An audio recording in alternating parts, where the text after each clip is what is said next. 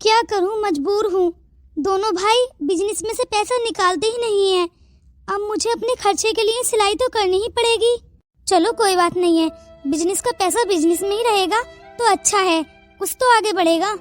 पर सासू माँ हमेशा बोलती हैं कि सोसाइटी में मेरी नाक कट रही है। बहू जी, माँ जी बोलिए, कुछ काम है क्या? क्या बोली? कुछ काम है क्या? अरे खाली रहने का इरादा है क्या तेरा? घर में कुछ खाना वाना नहीं बनेगा क्या आज? या आज बनाने का इरादा ही नहीं है? अरे कितनी बेअकल है तू, बावली है, पूरी बावली। एक तो तेरी ये सिलाई मशीन मुझे सारी रात सोने नहीं देती और ऊपर से तू है। पर माँ जी क्या हुआ है? माँ जी क्या हुआ है? तुझे पता है सारी रात मेरे सर में इतना दर्द हुआ है, इसकी खटर खटर खटर की आवाजें। माँ जी आपको मालूम तो है कि मेरे पास कितनी सिलाई आ रही है। अब मैं रात में कवर नहीं करूंगी तो और कब करूंगी? माँ जी आपको पता है दिन कितना छोटा हो रहा है सर्दियों में। अब मुझे ये सब कुछ रात में ही कवर करना पड़ रहा है। अरे कपड़े इतना धीरे धीरे सिलती है तू, सारी रात में एक ही सूट सिला जाता है तुझसे। इतना कमा लेती है 100-150 रुपया? नहीं माँ जी, एक सूट के अगर अस्तर वाला सूट हो तो उसके 200 रुपए लेती हूँ मैं, और बिना अस्तर के 150 रुपए। अरे बहू, फायदा जब होता जब तू सारी रात में 10 सूट सिलती। 100-150 रुपए के पीछे हमारी सारी रात की नींद उड़ा देती है तू। और माँ जी मैं तो अपना रूम बंद कर कर सिलती हूँ ताकि आपके रूम तक आवाज न जाए। फिर आप बोल रहे हो कि मेरे रूम तक आवाज जाती है, पर मुझे नहीं लगता माँ जी कि आपके रूम तक आवाज जाती होगी। माँ जी मैं सूट तो बहुत सिल लूं, पर आप जो मुझे रोज ताने मारते हो कि सारी रात की नींद उड़ गई मेरी, मुझे नींद नहीं आई, इसकी वजह से मैं धीरे धीरे मशीन चलाती हूँ ताकि आपकी नींद खराब न हो, इसलिए मुझसे एक ही सूट सिला जाता है। अरे बहू, मेरी सोसाइटी में ना किसी की बहू ये काम नहीं करती हैं जो तू कर रही है ये सिलाई वाला। हाँ, जब तुझे करा कराया मिल रहा है तो क्या जरूरत पड़ी है तुझे सिलाई करने की? हर टाइम सिलाई सिलाई सिलाई। तेरी सिलाई मशीन को तो मैं फेंक दूंगी। माँ! अरे बेटा तू आ गया? हाँ माँ मैं आ गया। पर माँ आप ये बबीता के साथ क्या कर रही हैं? बबीता को आप सिलाई करने से क्यों रोकना चाहती हैं? ये तो उसका हुनर है ना, और अगर इंसान के पास हुनर हो तो वो कभी भी कैसे भी अपनी जिंदगी गुजार सकता है। माँ अरे बेटा मैं तो इसकी तारीफ कर रही थी। ये सारी बातें छोड़, तू आजा, मैं तेरे लिए नाश्ता लगाती हूँ। क्या सच में माँ जी आप मेरे साथ मजाक कर रहे थे? अरे हाँ बहू, तू भी बड़ा सीरियस लेती है। हाँ मैं तेरे साथ मजाक ही कर रही थी, और तुझे क्या लगा मैं सच में बोल रही हूँ? अरे मेरी बहू इतने पैसे कमाती है, मैं भला तुझे क्यों रोकूंगी? हाँ अरे माँ मुझे बहुत खुशी हुई, आपने 1 महीना पहले से मुझे रोज ताने दिए, पर मुझे लगता है आप मेरे साथ मजाक करती थी। हाँ बेटा मैं मजाक करती थी। बेटा तू चल। ठीक है माँ। ठीक है माँ जी, अब मैं रोज की बहुत सिलाई करा करूंगी। चुप। अरे ये क्या हरकत थी? अरे मेरे पति के आते ही इतनी मुस्कुराहट और इतनी खुशी से बोल रही थी मुझसे, वरना रोज डांट लगाती हैं। पति जी के सामने बोल रही थी कि बहू सिलाई करती है, मुझे गर्व होता है, और उनके जाते ही डांट लगाकर भाग गई। मुझे तो कुछ समझ आ ही नहीं रहा। मैं कितना ज्यादा खुश हूँ ना, आज मेरे पति देव आ ही गए। कितना लंबे समय से मैं इनका इंतजार कर रही थी। शादी करने के बाद तो मुझे सिंगल ही छोड़ गए थे। अब कुछ दिनों के लिए जाने नहीं दूंगी। अब मैं अपने पति के लिए खूब अच्छे अच्छे खाने बनाऊंगी, खूब अच्छे अच्छे पकवान बनाऊंगी जब तक वो यहाँ रहेंगे। खूब खातिरदारी करूंगी। भाभी! अरे देवर जी आप! अरे आपने तो सरप्राइज दे दिया। जी भाभी। पर आप अपने भैया के साथ क्यों नहीं आए? आप एरोप्लेन से तो एक ही आए हैं। हाँ भाभी, हम एक ही एरोप्लेन से आए हैं, बट भाभी क्या करूं, मेरे दोस्तों ने मुझे एयरपोर्ट पर रोक लिया था। भैया तो आ गए, मैंने सोचा चलो पहले इनसे मिल लेता हूँ। अच्छा देवा जी, तो बताइए आप क्या खाना पसंद करेंगे? अरे भाभी, आप तो भैया के आने पर कितनी खुश हो ना। हाँ देवा जी, वो तो मैं बहुत खुश हूँ। आपको पता है आज मेरी शादी को 2 महीने हुए हैं, और वो मुझे शादी करने के बाद अकेला छोड़ गए थे, तो मुझे खुशी तो बहुत है कि आज फाइनली वो वापस आ गए। काश मेरी भी पत्नी होती, वो भी मुझे देखकर इतनी ही खुश होती। अरे देवा जी, आप चिंता क्यों करते हैं? आपकी शादी मैं कराऊंगी ना। बिल्कुल मेरे जैसी लड़की होगी। अरे भाभी, ये तो बहुत अच्छी बात है। मुझे आप जैसी ही लड़की चाहिए, बिल्कुल आपकी तरह हूबहू। अच्छा, अरे मम्मी आप। अरे तू उसकी तरह क्यों लाएगा अपनी दुल्हन, और तेरे लिए क्यों ढूंढेगी ये दुल्हन? मैं हूँ ना, अभी तेरी माँ जिंदा है। मैं तेरे लिए ऐसी हसीन नौजवान लड़की लाऊंगी कि सारी सोसाइटी वाले लोग बोलेंगे कि अरे मटका तो अपने बेटे के लिए बड़ी ही सुंदर बहू लाई है। क्या सच में माँ, आप मेरे लिए ढूंढोगे? अरे लो, कर दी बात। अरे और कौन ढूंढेगा, पड़ोसन मेरी। हाँ, अरे मैं तेरी माँ हूँ, मैं ही ढूंढूंगी। और हाँ, अपनी पत्नी की इसके साथ कभी कंपेयर मत करना। मैं तेरी ढूंढूंगी पत्नी ऐसी जो तेरे बिजनेस में तेरे साथ दे, हर टाइम सिलाई न करे, बाबली हाई। अरे माँ जी, अरे माँ जी, अरे माँ जी है। ए माँ, आप भी कितना गुस्सा करते हो। भाभी का हुनर भी मुझे बहुत अच्छा लगता है। अब वो घर में पड़े पड़े भी क्या ही करेंगी, एक्सरसाइज भी हो जाती है इसी बहाने। वो अपनी सिलाई कर लेती हैं, माइंड भी बटा हुआ रहता है, इधर उधर नहीं दौड़ता माँ। अरे कहीं जाना भी नहीं पड़ता, घर के घर में सारा काम कर लेती हैं। अरे इसका हुनर 2 टके का नहीं है, मैं तो कुछ भी वैल्यू नहीं दूं, 10 में से 0 नंबर। पर बेटा तू चिंता मत करना, मैं अपने मुन्ना के लिए ऐसी बहू लाऊंगी, ऐसी बहू लाऊंगी, हीरा होगी हीरा, जो तेरे ऑफिस में तेरे साथ जाया करेगी तैयार होकर। अरे चलो मम्मी, टाइम पर देखते हैं क्या मिलता है। चल आजा, तू भी नाश्ता कर ले, तेरा भाई भी उधर बैठा हुआ है। चलो माँ। भाभी जी, आप बुरा मत मानना, माँ की तो यूं ही आदत है बस। जी देवर जी, मैं बुरा क्यों मानूंगी भला, ये मेरी सास है। बुरा बोले या अच्छा, मैं इनकी रहूंगी और ये मेरी। लगता है भाभी जी बुरा मान गई हैं। बुरा भी कैसे न माने, हर टाइम मम्मी जी इन्हें टॉर्चर करती रहती हैं सिलाई को लेकर। अरे भाभी जी घर में रहकर सिलाई करती हैं तो ये काम बुरा थोड़ी ना है। कोई बात नहीं है, माँ जी अब की बार खुद की पसंद की ले आएंगी बहू, क्या फर्क पड़ता है।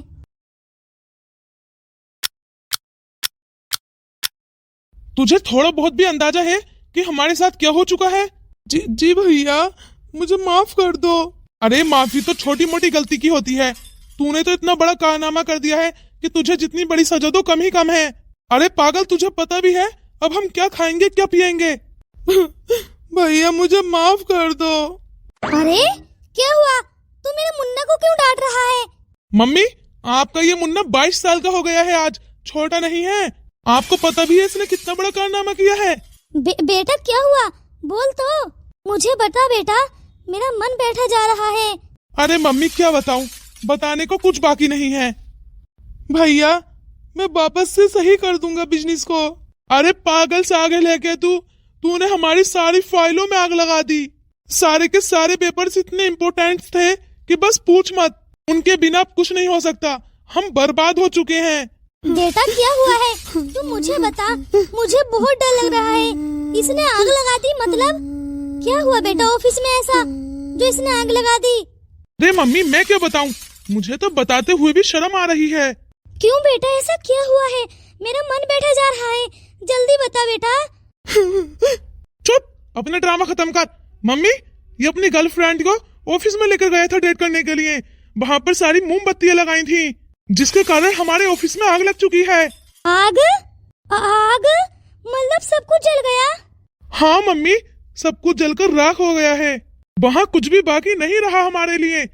समझ लीजिए कि अर्श से फर्श पर आ गए हैं। क्या? ये क्या सुन रही हूँ मैं, तुम एक लड़की को लेकर गए थे डेट के लिए? हाँ मम्मी, मुझे माफ कर दो, मैं तो बस, वो लड़की मेरी फ्रेंड है, गर्लफ्रेंड नहीं है। अरे बुद्धू कहीं के, गर्लफ्रेंड ही तो है, जो बोले है सच सच बोल। क्या देवर जी का भी किसी गर्लफ्रेंड के साथ चक्कर चल रहा है?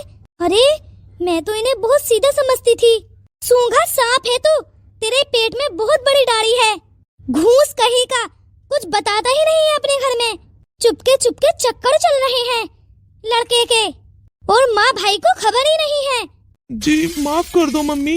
अरे माफी से क्या होता है, तेरे भाई ने बचपन से कमाई की थी, इस बिजनेस को इतना आगे करने के लिए खून पसीना बहाया था, और तूने क्या किया? अगर तुझे शादी की इतनी ही जल्दी थी तो मुझसे बोल दिया होता, मैं तो खुद तेरे लिए लड़की ढूंढ रही थी। ऐसे यूं लड़कियों के साथ चक्कर चलाता हुआ मुझे अच्छा नहीं लग रहा, नफरत हो गई है मुझे तुझसे। मम्मी मुझे माफ कर दो, वो लड़की बहुत अच्छी है। क्या? क्या बोला तूने कि वो लड़की बहुत अच्छी है? तुझे अभी भी शर्म नहीं आ रही माँ के सामने ये कुछ बोलते हुए? मम्मी सच में मैं उससे बहुत प्यार करता हूँ। मम्मी इससे बोल दो कि ये मेरी निगाहों से दफा हो जाए, वो नए खींच कर थप्पड़ लगाऊंगा मैं इसके। बड़े भाई भाभी के सामने और माँ के सामने ये कुछ बोलते हुए शर्म नहीं आ रही तुझे जरा भी? मम्मी जी खुद को संभालिए। क्या शर्म आएगी भैया? किससे बोल रहे हैं आप? आपकी शादी भी तो पसंद की हुई है, अगर मैं कर लूंगा तो कोई गुनाह थोड़ी ना है। तेरी इतनी हिम्मत हो गई है कि तू अपने बड़े भाई के सामने ये कुछ बोलेगा? तुझे पता नहीं है तेरी भाई की शादी किस मजबूरी में हुई थी। और हाँ, अगर मैंने तेरी भाभी से शादी कर भी ली तो क्या हुआ? वो बहुत नेक है, हमेशा हमारा साथ देती है और तो और घर के सारे कामकाज करती है, कोई पढ़ी लिखी लड़की भी नहीं करती। क्या बुरा किया है मैंने? तू ला कर दिखा ऐसी पत्नी, तब जानू। हाँ हाँ, क्यों नहीं लाऊंगा ऐसी पत्नी? वो करेगी ना सारा काम। ठीक है तो फिर मम्मी कल ही इसका रिश्ता उस लड़की के घर लेकर जाना। मैं भी तो देखूं आखिर कितनी नेक दिल लड़की है ये। अकेले लड़के के साथ ऑफिस में डेट मनाने के लिए जा रही है और ये लड़का बोल रहा है कि वो नेक है। नेक लड़की होती ना तेरे साथ यूं ही डेट पर नहीं जाती, सीधा सीधा बोलती कि मेरे घर रिश्ता लेकर आओ। ठीक है फिर भी अगर तू चाहता है तेरी पसंद की भी शादी हो तो ठीक है। मम्मी कल के कल ही जाना, बस फैसला तय हुआ। और जितना इसकी शादी में सारा पैसा लगेगा मैं अपने बिजनेस में लगाऊंगा। हाँ हाँ क्यों नहीं, अगर ये गलती मेरी गर्लफ्रेंड से और मुझसे हुई है तो इसका भुगतान भी हम ही करेंगे। मेरी शादी में जितना भी कैश मिलेगा मैं आपको दे दूंगा। बड़ा लेना अपना बिजनेस फिर से। और हाँ भैया, अब की बार तुम अपना अलग बिजनेस करना, मैं अपना अलग करूंगा। देख रही है मम्मी आप कितना बड़ा हो गया है आपका बेटा। बड़े भाई के सामने कोई तमीज नाम की चीज ही नहीं है, सब कुछ खत्म कर दिया उस लड़की के साथ रहकर इसने। और ये सोच रहा है कि वो संस्कारी लड़की होगी, आपकी पत्नी से तो ज्यादा होगी, देख लेना। गवार पत्नी लेकर आ गए हैं और मेरे सामने सीना चौड़ा कर बोल रहे हैं कि तुम्हारी पत्नी देखेंगे कितनी संस्कारी निकलेगी। मैं भी बता दूंगा उसी टाइम पर। मम्मी बस बहुत हुआ, कल इसका रिश्ता लेकर जाना और 2-3 दिन के अंदर इसकी शादी कराओ। मैं भी देखूंगा आज कि कितनी संस्कारी पत्नी निकलेगी इसकी। बहू ये सब कुछ क्या हो गया? दोनों भाइयों के बीच झगड़ा, वो भी उस लड़की की वजह से। सब कुछ बर्बाद हो गया, सब कुछ बर्बाद हो गया। मम्मी जी आप चिंता मत कीजिए, सब कुछ सही हो जाएगा, सही हो जाएगा सब कुछ। मम्मी जी आप चिंता मत कीजिए, मैं बोल रही हूँ ना सब ठीक हो जाएगा। मैं सोचती थी अपने छोटे बेटे की शादी अपनी पसंद की कराऊंगी और इसने तो तुझसे भी ज्यादा बड़ा कारनामा कर दिया। अब क्या होगा, क्या होगा अब? मम्मी जी आप ही तो बोलती थी कि आप ऑफिस में जाने वाली लड़की और इंटेलिजेंट लड़की को अपनी घर की बहू बनाएंगे। तो बस आपके बेटे ने ढूंढ ली है, आपके बेटे का साथ देगी वो बिजनेस में। दोनों बहुत आगे पहुंच जाएंगे मम्मी जी, मेरी तरह गंवार नहीं निकलेगी। वो बहुत चालाक होगी, बहुत संस्कारी होगी। जब आपका बेटा उसे पसंद करता है तो आप उसका रिश्ता लेकर कल चले ही जाना। मुझे नहीं पता क्या गलत है क्या सही है।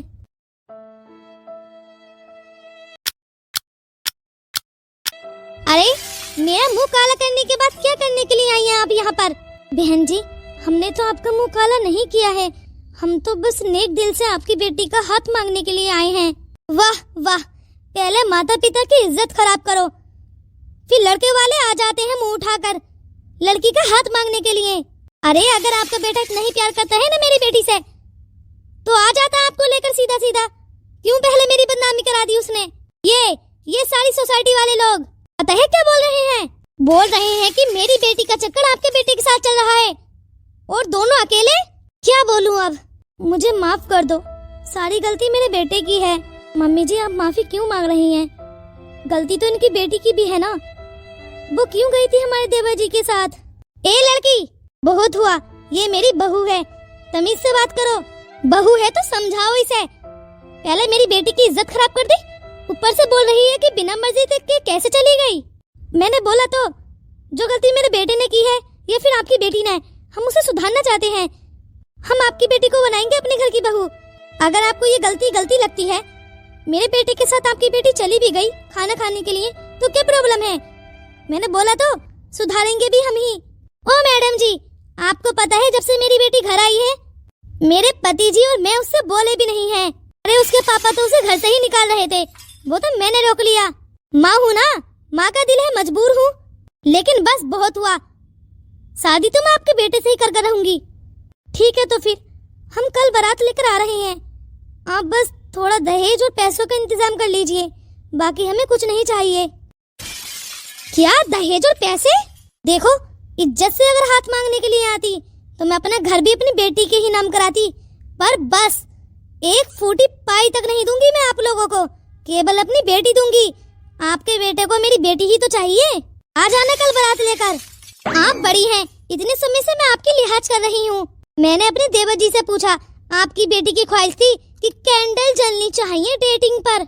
आपकी बेटी की वजह से ही हमारा बिजनेस खराब हुआ है, तो पैसा तो आपको देना ही पड़ेगा। चाहे तो दहेज समझकर दीजिए या फिर गलती समझकर। हमारी ये प्रॉब्लम नहीं है, आपकी है ये प्रॉब्लम। चलिए माँ जी।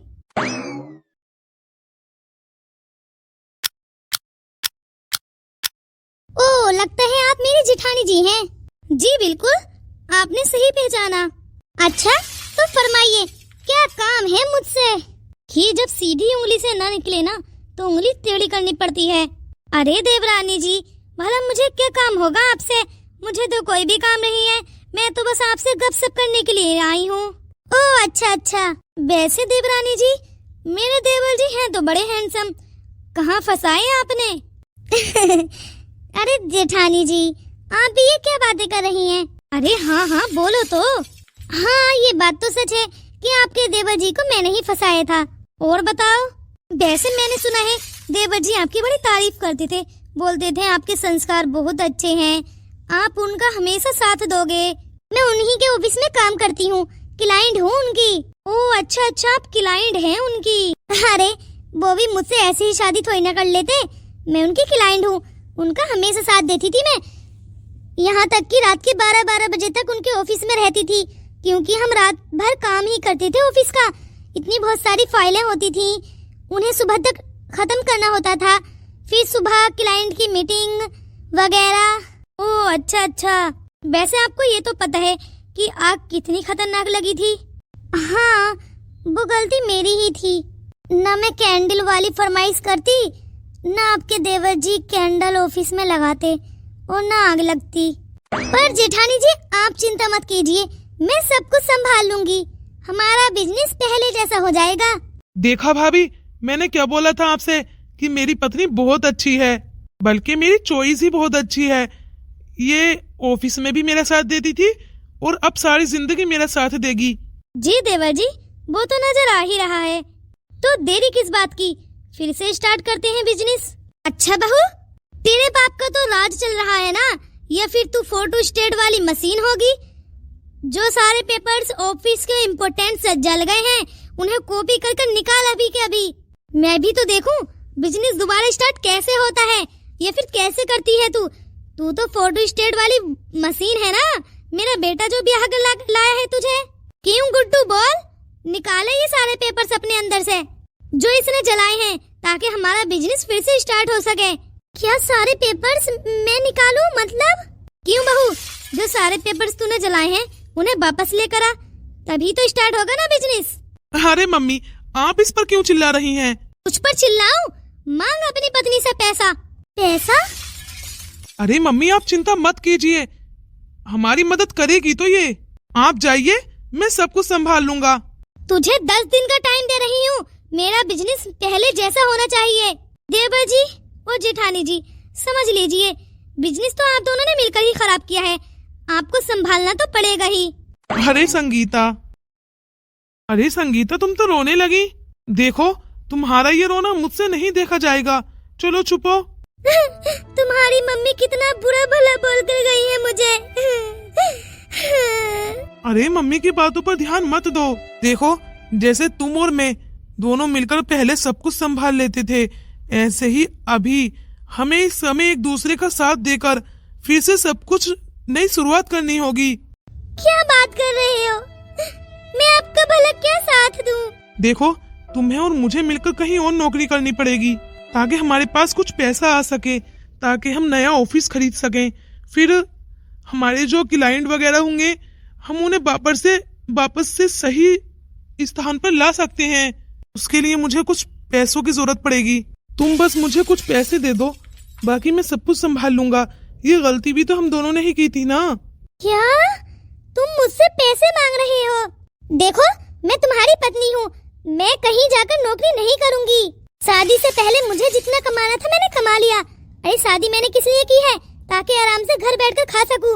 और तुम सोच रही हो कि मैं फिर से वही नौकरी करूं जो पहले करती थी? नारे ना बाबा, मुझसे नहीं होगा अब। एक काम करो, अगर तुम्हें बिजनेस ही खड़ा करना है ना, तो इस चैलेंज को एक्सेप्ट मत करो। चुपचाप ऑफिस जाते रहो। अरे क्या जरूरत है सबका खर्चा पानी उठाने की? हम दोनों ही तो हैं। तुम रोजाना ऑफिस चले जाया करना, बाकी खाना मैं घर में बना लिया करूंगी। और दो ही तो पेट हैं, यूं ही पल जाएंगे। हमें जरूरत नहीं है जेठानी जी का और जेठ जी का और आपकी माँ जी का पेट भरने की। देखो, मुझसे इतना काम नहीं होगा अब। तुम बस ऑफिस जाना और मेरे लिए कमाना, और ऑफिस अपना खोलने की कोई जरूरत नहीं है। क्या?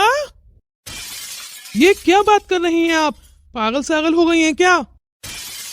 देखो, मैं पागल सागल नहीं हुई हूँ, पागल आप हुए हो। तुम कितने पागल हो ना, जो अपनी पत्नी से इतना काम कराना चाहते हो। अरे हम दोनों ही तो हैं। मैं न्यारी हो जाती हूँ, मैं और तुम। जब मन करेगा तो होटल्स पर खाना खा लेंगे। और हाँ, हमें किसी और के लिए कमाने की जरूरत नहीं है, और ना ही तुम्हें ज्यादा मेहनत करने की जरूरत है कि बिजनेस खड़ा करूंगा। दिनों रात मेहनत करनी पड़ेगी। बस सुबह 8 बजे ऑफिस जाना, 4 बजे वापस आ जाना, मेरे लिए इतना ही बहुत है। मैं नहीं चाहती कि तुम सारी रात ऑफिस में रहो और मैं यहाँ अकेली। इसलिए तुम्हें किसी का भी चैलेंज एक्सेप्ट करने की जरूरत नहीं है। तुम केवल मेरे लिए कमाओगे, बस फाइनल हुआ। और ना ही मेरे पास इतने पैसे हैं कि मैं तुम्हें दे दूं।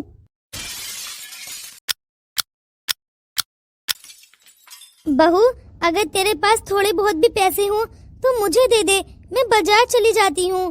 देख, तेरा पति तो उदास आंगन में बैठा है, बहुत उदास है। किसी ने भी कुछ खाया पिया नहीं है, एक पैसे तक की आमदनी नहीं है। इधर उधर से कहीं से 1 रुपया तक नहीं आ रहा। जी माँ जी, मैं अभी देती हूँ। आप बाजार चले जाइए और ताजा ताजा सब्जियाँ लाइए, मैं सबके लिए खाना बना लूंगी। ठीक है बहू। भैया, मेरी पत्नी ने साफ साफ इनकार कर दिया है कि वो पैसे नहीं देगी।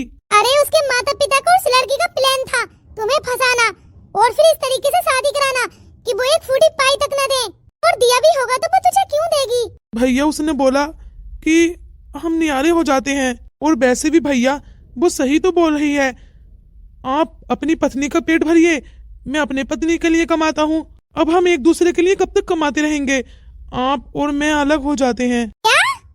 मम्मी, मम्मी, क्या बोला तूने? फिर से बोलना तो। तुम दोनों न्यारे हो जाओगे। क्या हुआ बेटा? अरे मम्मी, अपने बेटे की हरकतें देखिए, न्यारा होने के लिए बोल रहा है। अरे बचपन से लेके अब तक कमाकर इसे इतना बड़ा कर दिया मैंने, और जब थोड़ा बहुत कमाने लगा तो न्यारा होने की बात कर रहा है। बोल रहा है कि मैं अलग हो रहा हूँ। आप अपनी पत्नी के लिए कमाइए और मैं अपनी पत्नी के लिए कमाता हूँ। छोटू, तुझे क्या हो गया है? पूछिए इससे, इसे क्या हुआ है? कौन सी पट्टी पड़ा रही है इसकी पत्नी? मेरी पत्नी ने तो कभी भी बात नहीं की। भैया देखो, बहुत हुआ, वो बिल्कुल सही बोल रही है।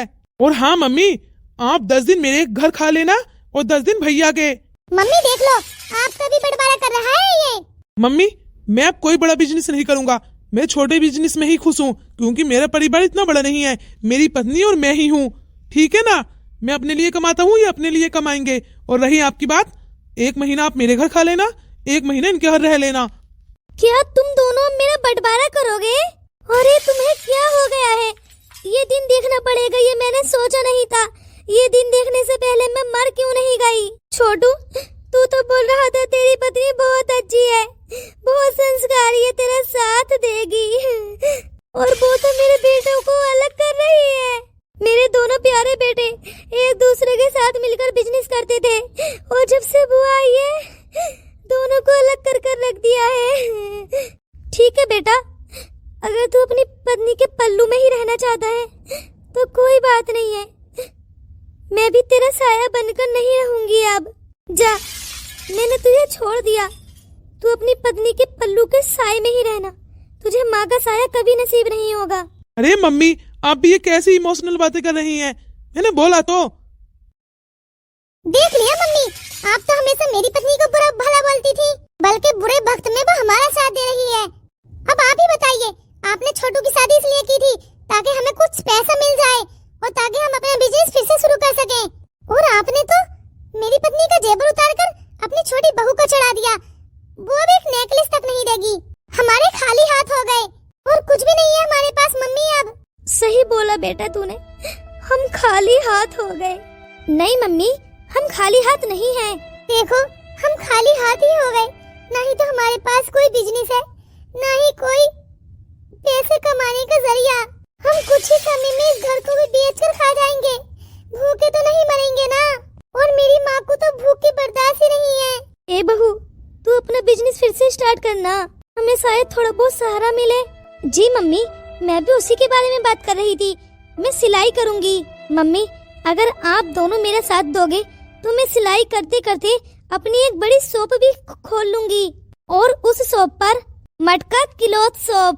क्या बहू, मेरा नाम? हाँ मम्मी जी, और उस दुकान के मालिक ये होंगे। मैं घर में सिलाई करा करूंगी और ये डिजाइन किए हुए कपड़े बेचा करेंगे। ऐसे धीरे धीरे हम बहुत आगे पहुंच जाएंगे मम्मी जी। बस मुझे आप दोनों के साथ की बहुत ज्यादा जरूरत है। आप दोनों दोगे ना मेरा साथ? अरे मम्मी जी, ये तो आइडिया बहुत अच्छा है। मैं भी तो कब से यही बोलने की कोशिश कर रही थी। अरे सच में तुम्हारा ये आइडिया बहुत अच्छा है। हम घर बैठे पैसा कमा सकते हैं। और तो और, मैं उस दुकान पर बैठकर कपड़ों को सेल करा करूंगा और तुम घर में डिजाइनिश कपड़े सिलना, जो औरतों की चॉइस हो। क्या ये बिजनेस चलेगा? मम्मी, कोई भी बिजनेस छोटा बड़ा नहीं होता। हर चीज की शुरुआत शुरू से ही होती है, जीरो से। हम भी कोशिश कर देखेंगे, हमें कामयाबी जरूर मिलेगी। और तो और मम्मी, ये कोई छोटा मोटा काम नहीं है। अरे डिजाइनिश कपड़ों के कलेक्शन हमारे पास होंगे। अरे बड़े बड़े लोग खरीदने के लिए आएंगे। मुझे पूरा भरोसा है कि बबीता बहुत अच्छे अच्छे कपड़े सिलती है, तभी तो औरतें इससे कपड़े सिलवाती हैं। बहू, इस काम में मैं भी तेरा साथ दूंगी। अरे नहीं मम्मी जी, मुझे बस आपका सपोर्ट चाहिए और कुछ नहीं। अरे बहू, तू अकेले कैसे करेगी? देख, थोड़ा बहुत मुझे भी स्टिचिंग करना सिखा देना, मैं भी तेरी मदद कर दिया करूंगी। दोनों मिलकर क्या पता हम अपना भविष्य चेंज कर लें। अरे मम्मी जी बिल्कुल, बस आप दोनों मुझ पर भरोसा कीजिए। देख लेना, हम तीनों एक दिन बहुत तरक्की पाएंगे। चल बेटा, ये बिजनेस स्टार्ट कर देखते हैं, आखिर हमें क्या हासिल होता है। मम्मी, आप देखना, मैं आपके छोटे बेटे से बहुत आगे निकल जाऊंगा। उसने मुझे अकेला छोड़ा है ना, मैं भी उसे बताऊंगा। और हाँ, सबसे बड़ी बात, वो आपका साया छोड़कर गया है। मैं आपके साए में रहकर बहुत तरक्की पाना चाहता हूँ। उसने क्या सोचा कि वो आपके साए से निकलकर बहुत ऊंचाइयों तक पहुँच जाएगा? ऐसा बिल्कुल भी नहीं होगा। देखते हैं आखिर कौन ऊंचाइयों तक पहुँचता है। ठीक है बेटा, ये बिजनेस स्टार्ट करते हैं। बेटा, तू एक काम कर, एक छोटे छोटे जो पेपर्स पर दुकान का नाम और अपनी पत्नी बबीता का नाम लिखवाना, और उन पर्चों को सारे मोहल्ले में और सारे शहर में बांटना, ताकि ये बहुत दूर तक पहुंच सके, ताकि लोगों को पता चल सके कि हमारे यहाँ पर दुकान भी है और यहाँ पर सिलाई भी की जाती है। अरे जी मम्मी, बिल्कुल, आप देखना बस अब मैं क्या करता हूँ। दोस्तों, आप भी क्या हमारी कामयाबी देखना चाहते हैं? आखिर देखना चाहते हैं कि दोनों भाइयों में आखिर में कौन जीतता है? क्या हमारा बिजनेस सफल होगा या फिर? दोस्तों, आप कमेंट्स करके बताओ कि आप क्या सेकंड पार्ट देखना चाहते हैं। अगर आपको ये स्टोरी अच्छी लगी हो ना, तो प्लीज कमेंट्स करके बताओ कि आपको सेकंड पार्ट चाहिए।